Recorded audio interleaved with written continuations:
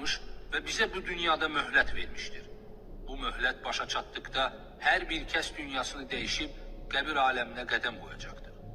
Bu aləm dünyadan fərqli olaraq qaranlıq torpaq altında tək tənha öz əməllərinlə baş-başa qalacağın bir aləmdir.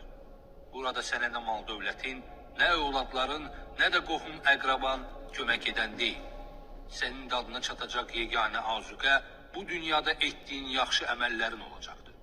Qiyamət gününə qədər ölən insanların hamısı Bərzəx adlanan qəbir aləminə gedirlər. İnsan qəbrə qoyulduqda onun yanına Nəkir və Münkir adlı iki mələk gəlir və ona Rəbbin kimdir, dinin nədir, Peyğəmbərin kimdir suallarını verirlər.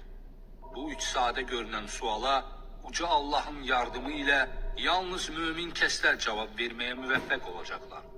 Onlar orada ruhən yaşayır, möminlər naz-nemət içində, kafirlər isə əzaba düçar olur.